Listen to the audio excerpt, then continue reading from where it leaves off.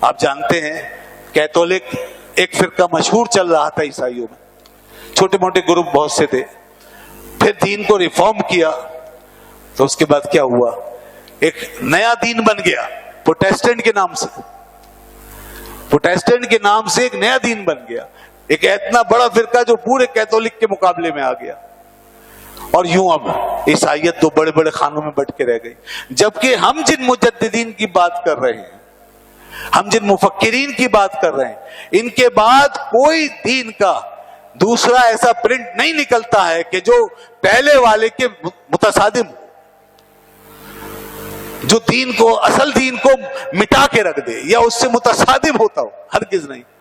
اس لیے کہ ان کی تعلیمات میں صرف وہی بات ملتی ہے جو کنٹینیوسلی ان تک پہنچی ہے، ہم مجدد اس کو کہتے ہیں، اور جو کنٹینیویشن پیدا نہ کرے رسول اللہ صلی اللہ علیہ وسلم کی نبوت سے، حضور کی سنت سے، حضور کی تعلیم سے، جو کنٹینیویشن پیدا نہ کرے، خواہ اجتہاد کے نام پر، خواہ ریفارم کے نام پر، خواہ اصلاحات کے نام پر، جو کنٹینیویشن پیدا نہ کرے، جس کے اصول بدل جائیں، چاہے اس نے کسی نبوت کا دعویٰ کیا ہو یا نہ کیا ہو، ہم ایسے علماء اور ایسے مفکروں، ایسے دانشوروں کو بھی نہیں مانتے۔ یہ دین اتنا کلیئر ہے، اتنا واضح ہے۔ اس لیے سر سید احمد خان کی فکر سے امت نے اتفاق نہیں کیا، اس لیے کہ سر سید نے اس ہماری برصغیر کی تاریخ کے ایک موڑ پہ کھڑے ہو کے، ایک اہم سنگ میل پہ کھڑے ہو کے جو فکر پیش کی، وہ دعوے دار تھے اس بات کی کہ میں امت کو ایک نئی دنیا سے آگاہ کرنے جا رہا ہوں، اور اس نئے دور میں میں زندہ کر رہا ہوں۔ سر سید کی بات میں بڑا اٹریکشن تھا، بڑی چارمنگ تھی۔ بے شک دنیا بدلنے جا رہی تھی، سائنس آ رہی تھی، ٹیکنالوجی آ رہی تھی، مگر سر سید نے اس نئے دور میں امت کو جب داخل کیا تو پرانا جو تعلق تھا وہ منقطع کر دیا۔ اس لیے سر سید مجدد تو بہت دور کی بات ہے، ہم ان کو دین کے لیے کوئی ادنا رہبر رہنما بھی نہیں مانتے، ایک ادنا حجت کے طور پہ بھی نہیں مانتے، اس لیے کہ انہوں نے سائنس اور ٹیکنالوجی کی رو میں بہ کر، اس نئے دور سے مروب ہو کر، انگریزوں کی حیرت انگیز، غیر مسلموں کی حیرت انگیز ایجادات سے مروب ہو کر کے دین کی بنیادوں کو بدل دیا، جس کی بالکل ضرورت نہیں تھی۔ دین ہر دور کے ساتھ چل سکتا ہے، یہ ہماری کم فہمی ہے کہ ہم خواہ دین کی بنیادوں پہ کلہڑا چلا دیتے ہیں، اور ہم اس کو جڑ سے اکھاڑ کے پھر نیا پودا لگانے کی سوچتے ہیں۔ غلط ہے یہ، کیونکہ جب آپ اسے جڑ سے اکھاڑیں گے تو پھر محمد رسول اللہ کی نبوت کا اجرا جو قیامت تک ہے وہ کہاں جائے گا؟ اللہ نے یہ اعلان کیا ہے کہ اے پیارے محبوب، وما ارسلناک الا کافۃ للناس بشیرا ونذیرا، ہم نے تجھے ساری انسانیت کے لیے بشیر و نذیر بنا کے بھیجا ہے۔ یہ پھر یہ بات کہاں جائے گی؟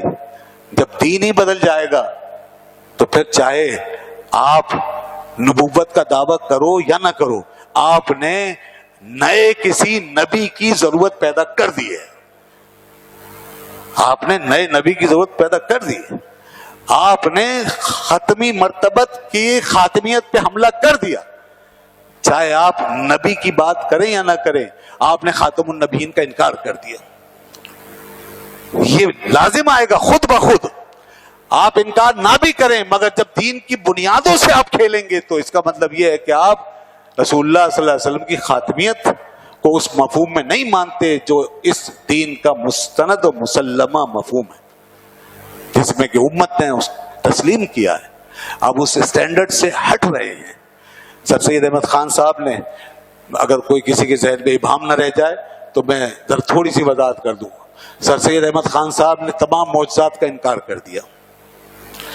جو معجزات ہیں، خواہ ہمارے نبی صلی اللہ علیہ وسلم کے ہوں یا پچھلے انبیاء کے، وہ سب انکار، جو قرآن میں واضح طور پہ لکھے ہوئے سب کا انکار کر۔ کیوں؟ اس لیے کہ سائنس ان کا ساتھ نہیں دے رہی تھی، معجزات کی تفہیم میں سائنسی اصول ان کا ساتھ نہیں دے رہے تھے، یہ تھا مسئلہ۔ تو دوستو، دین ایسا نہیں ہے کہ دنیا کا کوئی علم اس کو پاش پاش کرے۔ ہمارا یہ ایمان ہے، دین پاش پاش ہونے کے لیے نہیں آیا، سائنس کے فہم میں غلطی ہو سکتی ہے، سائنس کا ادراک ابھی نامکمل ہے، اور سائنس دعویٰ نہیں کر سکتی کہ اس نے سارا علم دریافت کر لیا۔ ہم قرآن کی بات کو اپنے تمام پیمانوں سے، علم کے، ادراک کے، شعور کے تمام پیمانوں سے بلند ہو کر مانتے ہیں کہ وہ علم ہے، چاہے ہماری خبر وہاں تک پہنچی ہو یا نہیں، چاہے ہمارا سینس وہاں تک پہنچے یا نہیں، چاہے ہماری سائنس بھی وہاں تک پہنچی ہو یا نہ پہنچی ہو، ہمارا تجربہ، ہمارا ایکسپیریمنٹ، ہمارا شعور، ہماری عقل چاہے نہ پہنچے، ہم کہتے ہیں یہ وہ علم ہے جو ان سب سے ماورا کسی دنیا سے آیا ہے، اور آج نہیں تو کل تمہارا علم اور تمہاری سائنس وہاں تک پہنچ جائے گی۔ ہم جلد بازی میں نہیں ہیں، ہمیں جلدی نہیں ہے، ہم تو مان کے بیٹھے ہیں، تم اپنا دیکھتے رہو کہ ابھی کیا کیا تبدیل ہوتا ہے۔ جب کوئی سائنس اور کوئی علم دنیا کو کوئی حتمی آخری قانون دے ہی نہیں سکتی، تو پھر کیسے کسی کے آگے ہم سرنڈر کر لیں؟ کیوں کر اپنے ابدی اور حقیقی قانون کو توڑ کے بیٹھ جائیں؟ ہرگز نہیں۔ تو دین کے یہ جو قطعی امور ہیں یہ نہیں بدل سکتے، بنیادیں نہیں بدل سکتی، تو اس لیے اس دین کو اس طرح محفوظ کیا گیا ہے کہ یہاں مجددین وہ کہلائیں گے جو اسی دین کو نیا کر کے ہمارے سامنے پیش کریں، مصلحین وہ کہلائیں گے جو اسی دین کے اندر داخل کی جانے والی اس خرافات وغیرہ، بدعات، بےہودگیاں، اس سے اسے پاک کر کے پھر اس کو ہمارے سامنے رکھتے ہیں اسی دین کے اندر، وہ مصلحین کہلائیں گے۔ مجتہدین وہ کہلائیں گے کہ جو اسی دین کے اصولوں کو سامنے رکھ کر نئے آنے والے مسائل کو حل کریں گے، وہ نئے پیمانے وضع نہیں کریں گے، نئے اصول نہیں بنائیں گے۔ اصول بنیادی طور پہ چار ہیں: قرآن، سنت، اجماع اور قیاس۔ ان چار بنیادی اصولوں کو اپنے ہاتھوں میں رکھ کر اور پھر ان کے طریقہ تفہیم کو، ان کی میتھڈولوجی کو، ان کے انداز فکر کو لے کر اور اسی کے پیرامیٹر میں رہ کر کے، قرآن و سنت کے پیرامیٹر میں رہ کر کے پھر اس کے بعد جو مسئلے کو حل کرے گا، آنے والے کسی بھی مسئلے کو، تو وہ کہلائے گا مجتہد۔ ہم مجتہد بھی اسی کو مانیں گے، ہم مبلغ بھی اس کو کہتے ہیں کہ جو اسی دین کا پیغام لے کر اپنے ذہن میں، دماغ میں، سینے میں یا اپنی کتاب میں پوری دنیا میں پھیلائے گا، اس کو ہم مبلغ کہتے ہیں۔ ہم عالم اس کو کہتے ہیں جو اسی نالج کو جو محمد رسول اللہ نے دی ہے اسی کو سیکھ کر، پڑھ کر اٹھے گا اور لوگوں کو پہنچائے گا، وہی عالم ہوگا۔ ہم معلم اس کو کہتے ہیں جو محمد رسول اللہ کی تعلیم کے ساتھ متصف ہو کے دنیا کو سکھائے گا۔ یہ سارے عہدے، سارے منصب سب محمد رسول اللہ کی رسالت کے دائرے کے اندر متعین ہوتے ہیں، کوئی عہدہ، کوئی منصب آپ کی رسالت کے دائرے سے باہر نہیں ہے۔ اور اقبال نے اس کو اور جامع طریقے سے یوں بیان کیا: از رسالت دین ما آئین ما۔ تو مسجدوں، ممبروں، محرابوں سے باہر بھی نکلو، اللہ نے انہیں محمد رسول اللہ کتنا عظیم طریقے سے بنا کے بھیجا یہ بھی سمجھو۔ ہم سمجھتے ہیں کہ ان کی رسالت کا تعلق صرف مسجدوں سے رہ گیا، ممبروں سے رہ گیا، علماء سے، ہرگز نہیں۔ از رسالت دین ما آئین ما۔ اقبال کہتا ہے رسالت تو یہ وہ چیز ہے، وہ مرکز ہے کہ اسی سے ہمارا دین ہے، اسی سے ہمارا ہر آئین ہے، ہر دستور ہے، ہر قانون ہے۔ آج کے اس دور میں بھی ہمارا تو آئین جو ملک کا ہے نا، وہ بھی رسالت کے بغیر نہیں بن سکتا، نہ بننا چاہیے۔ یہ اس امت کی بنیادی تعلیم ہے۔ از رسالت دین ما آئین ما، از رسالت در جہاں تکوین ما۔ وہ فرماتے ہیں ارے آئین و قانون و دستور پھر ایک جہت ہے، ہم تو یہ کہتے ہیں ہم پوری دنیا میں اگر وجود رکھتے ہیں تو محمد رسول اللہ کی وجہ سے رکھتے ہیں۔ اگر محمد رسول اللہ کا تعلق بیچ میں سے نکال دو تو امت نام کی کوئی شے نہیں بچتی، مسلمان نام کی کوئی چیز نہیں رہتی۔ آج دنیا میں مسلمان جس کو کہتے ہیں، جس کو امت کہتے ہیں، وہ محمد رسول اللہ کی وجہ سے ہے، خاص ترکیب میں قوم رسول ہاشمی۔ ہمارا وجود آپ کی وجہ سے۔ از رسالت در جہاں تکوین ماں، از رسالت صد ہزار ماں یکست، جزو ما از جزو لا ينفک است. ہم اسی رسالت کی وجہ سے ایک ہیں، ایک ہوں گے جب بھی ہوں گے، ایک ہوں گے، اور ایک جب ہوں گے تو آپ ہی کی وجہ سے ہوں گے. اور جب ہمارے اندر یہ ٹوٹ پھوٹ ہوتی ہے تو اسی لیے ہوتی ہے کہ لوگ محمد رسول اللہ کا دامن چھوڑتے ہیں. حضور نے جوڑا ہے، لوگ چھوڑ کے جب الگ الگ ہوتے ہیں تو پھر یہ ٹوٹ پھوٹ ہوتی ہے. جیسے یہ قادیانی، جیسے منکر ختم نبوت، جیسے یہ بہت سارے فتنے جو آج محمد رسول اللہ صلی اللہ علیہ وسلم کے لائے ہوئے دین کے اصولوں کو چھوڑ کے اپنی اپنی مرضی سے چلنا چاہتے ہیں. کوئی سیکولرزم کے نام پر، کوئی کمیونزم کے نام پر، کوئی سوشلزم کے نام پر، کوئی ہیومنزم کے نام پر، کوئی فیمنزم کے نام پر، کوئی اور کسی نام پر آج بڑے نعرے ہیں. آج دین کے ساتھ لوگوں نے بڑی اصولی لڑائیاں شروع کر دی. پہلے ہمیں سامنا تھا صرف بد عملیوں کا، بے عملیوں کا، لا قانونیت کا اور بے عملی کا. زیادہ شکایت یہی تھی کہ لوگ عمل نہیں کرتے، تو لوگوں کو عمل کی طرف بلایا جاتا. اب صورتحال یہ ہے کہ اب لوگوں نے دین کے ساتھ اصولی جھگڑے شروع کر دیے، بنیادیں بدلنا شروع کر دی. نئے نئے ازم، نئے نئی فکریں، نئی نئی تہذیبیں ان کی طرف مائل ہو رہے ہیں، لوگ کیے جا رہے ہیں جو براہ راست متصادم ہیں آپ صلی اللہ علیہ وسلم کے لائے ہوئے نظام کے ساتھ. اس طرح کی چیزیں، اس میں یہ قادیانی ان سب کا ہراول دستہ ہے، ایسی ساری گمراہیوں کا ہراول دستہ، خطرناک ترین دستہ ہے. یہ وہ لوگ ہیں کیونکہ اور لوگ جو فکری لحاظ سے گمراہ ہو کے الگ ہوتے ہیں وہ کسی نبوت کا دعویٰ تو نہیں کرتے، وہ کسی اور ایسے مرکز کا دعویٰ کر کے وہاں تو نہیں بلاتے.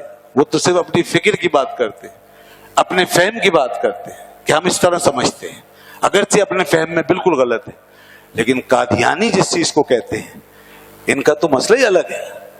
انہوں نے تو سارا گھر الگ بنا لیا، یہ تو بالکل گھر ہی الگ بنا کے بیٹھے، مرکز الگ کر لیا. جب نبوت الگ ہو گئی تو سب کچھ الگ ہو گیا. یہ ہے بنیادی ٹکراؤ اس قوم کا اس امت کے ساتھ. تو جیسا کہ میں نے عرض کیا کہ علماء جتنے مصلحین یا مفکرین جن کو ہم مانتے ہیں وہ سب دین کے دائرے میں، مجددین دین کے دائرے میں، ان کا کام تو دین کی خدمت کرنا ہے. دین سے باہر نکلنے کے بعد کوئی کچھ نہیں ہے. تو ہم ان کو بھلا کیسے مان لیں؟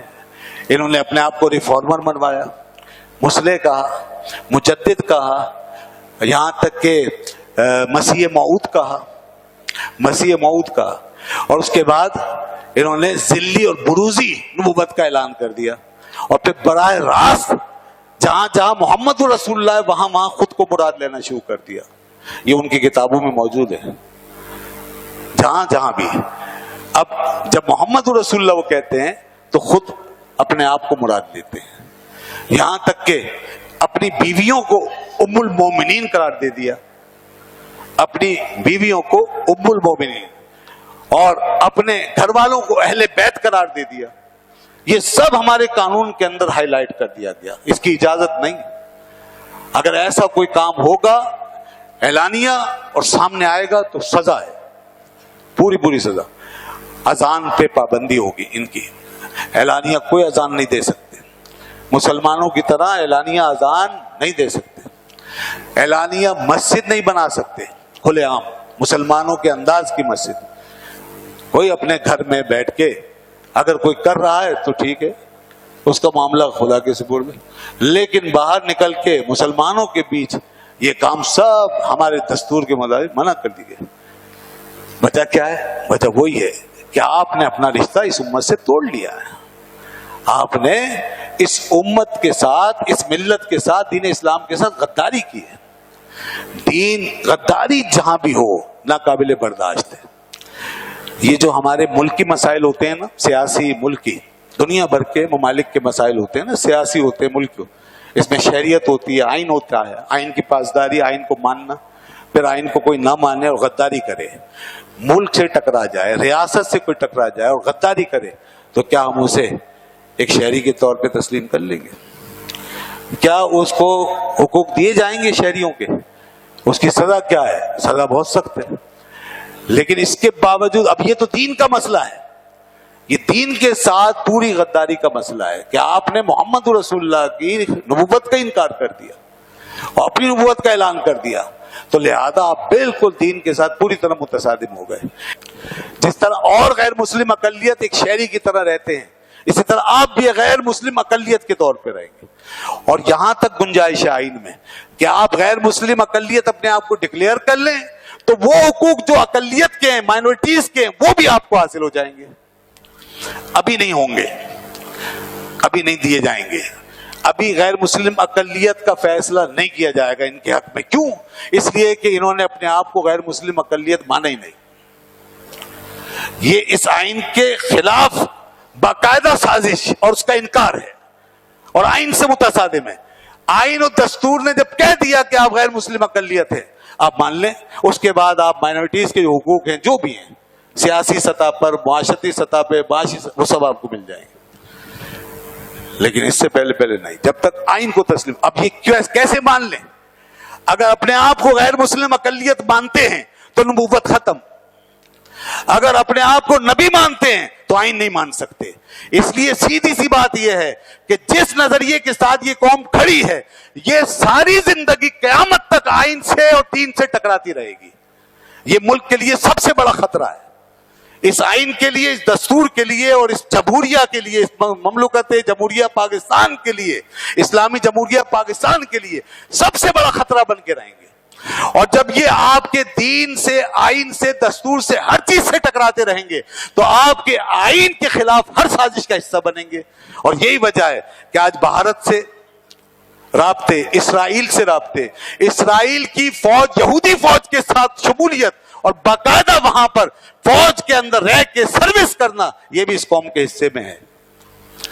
اسرائیل جس کو پاکستان تسلیم نہیں کرتا، وہاں ان کی ایکسس ہے، وہاں کے ان کے ویزے لگتے ہیں، وہاں ان کے دفاتر بنتے ہیں، وہاں سے ان کی پبلیکیشن ہوتی ہے۔ وہی بات ہے کہ اب آئین ہر جگہ ان کے ہاتھوں پامال ہوگا اور یہ کشمکش جاری رہے گی، قیامت تک جاری رہے گی۔ پھر مسئلے ہوں گے تو پھر باتیں ہوں گی، بڑے تبصرے ہوں گے، کیا کیا ہوگا۔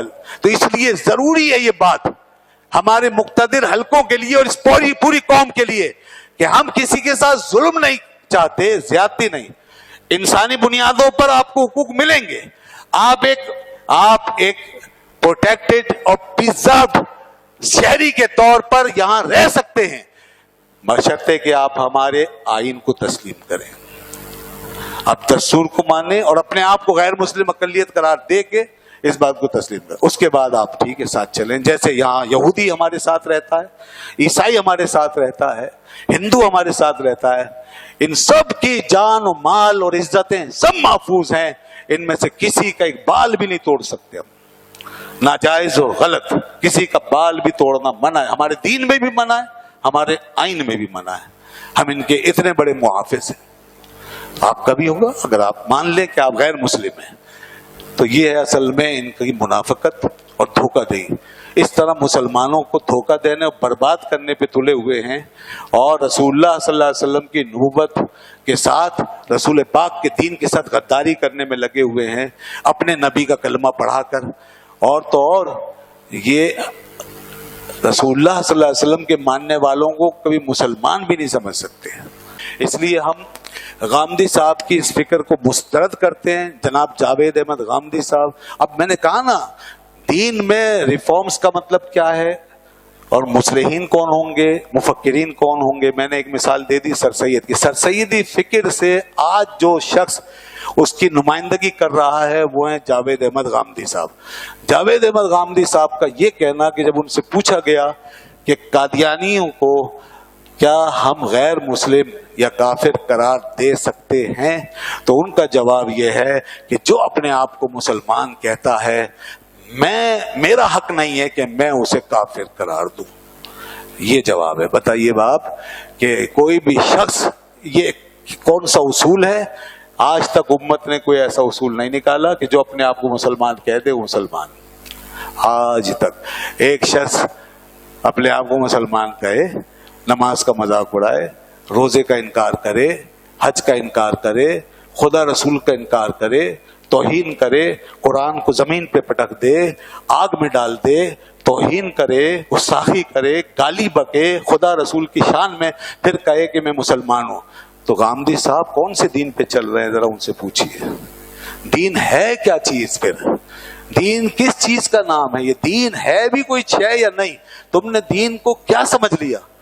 یہ کیا ہمارے ہاتھوں میں کوئی کھلونا ہے یا ربر کی گڑیا ہے؟ یہ کیا ہے کہ جب چاہا جیسے چاہو اسے مروڑ دیا؟ ایسا دین ایک اسٹیبلشڈ حقیقت ہے, اور اس کی حقیقت کو وہی سمجھے گا جو قرآن و حدیث کو اور اس پوری تاریخ کو سمجھتا ہوا. ان بد نصیبوں کا حال یہ ہے کہ یہ وہ مفکر ہیں کہ جنہوں نے چھلانگ مار کے دین سمجھا, وہاں سے قرآن لیا, حدیث لی, اور پھر جمپ لگائی اور اس دور میں اتر گئے. ہم کہتے ہیں جب قرآن وہاں سے لے کر آئے ہو تو اس کا فہم دینے والے جو صحابہ کرام تھے وہ بھی لے کر آؤ, جو رسول اللہ نے اس کا فہم دیا تھا وہ بھی لاؤ, جو تشریح دی تھی وہ بھی لاؤ. حضرت ابوبکر صدیق رضی اللہ انہوں نے اس وقت تلوار اٹھائی تھی منکرین ختم نبوت کے لیے جب اسلام ابھی ابھی تازہ تازہ وجود میں آیا تھا, اور ہم آہستہ آہستہ زمین پہ مضبوط ہو رہے تھے, اور دنیا میں بہت کچھ فتح نہیں ہوا تھا, کمزور تھے اور چاروں طرف سے گھر چکے تھے. اس وقت 4-5 جھوٹے نبی پیدا ہوئے, مسیلمہ کذاب, طلحیہ بن اسود, اسود انسی اور سجا وغیرہ وغیرہ.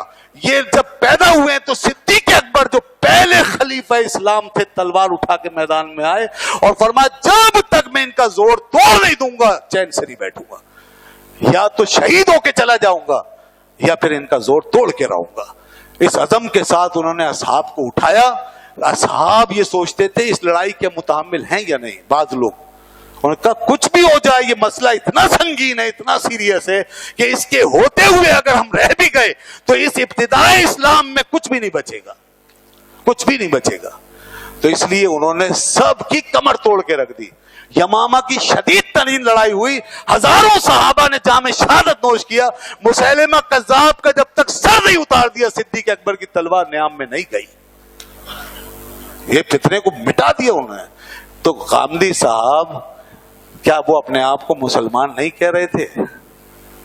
وہ کیا کافر ڈکلیئر کر رہے تھے اپنے آپ؟ وہ کیا عیسائی کہتے تھے, یہودی ہو گئے تھے؟ وہ کیا ہو گئے تھے وہ لوگ جنہوں نے یہ ختم نبوت سے انحراف کیا تھا, جنہوں نے اپنی اپنی نبوتوں کا اعلان کیا تھا؟ انہوں نے رسول اللہ کو خط لکھ کے کہا تھا آپ بھی رسول ہیں میں بھی رسول ہوں, آدھا عرب آپ کا ہوگا آدھا ہمارا ہوگا. حضور نے جواب دیا, فرمایا کہ میں محمد الرسول اللہ اللہ کی طرف سے رسول بن کر آیا ہوں, اور سن لو کہ نہ میرا نہ تمہارا, یہ سب اللہ کا ہے. یہ زمین اللہ کی ہے, یہ کائنات اللہ کی ہے, اور میں اللہ کا سچا رسول ہوں. میں وہی کچھ دینے آیا ہوں جو اللہ نے مجھے دیا. یہ تھی ایک سچی رسالت کی للکار اور پکار.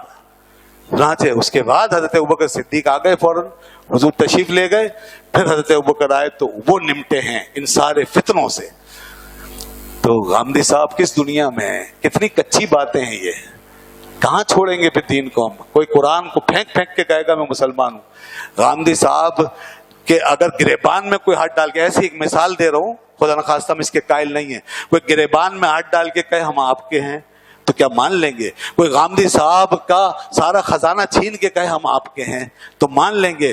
غامدی صاحب کی فکر کو جھٹلا کر, وہیں مخالفت کر کے, رد کر کے, کتابوں کو پیروں میں ڈال کے, جلا کے, آگ لگا کے کہے ہم آپ کے ہیں, مان لیں گے؟ نہیں مانیں گے.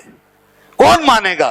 تو اسی طرح آج کوئی محمد الرسول اللہ کا دین چھوڑ کے نئی نبوت بنا کے, نیا نبی اعلان کر کے, حضور کی شان میں گستاخی کر کے, حضور کے دیے ہوئے دین کا مذاق اڑا کے, پیروں میں پھینک کے, روند کر پھر کہے کہ میں مسلمان ہوں, کیسے مان لیں گے مسلمان ہے؟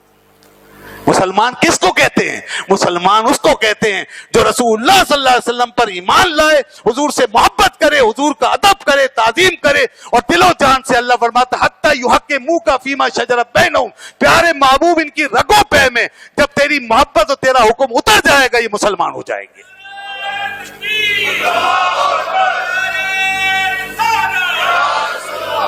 جب تک ان کی رگوں پہ میں تیری محبت نہیں اتر جاتی. فرمایا فلا وربک لا یؤمنون حتی یحکموک فیما شجر بینہم, میں اپنی قسم کھا کے کہتا ہوں، اللہ فرماتا ہے یہ مومن نہیں ہو سکتے جب تک تجھے اپنے سارے کاموں میں اپنا حاکم نہ مان لے.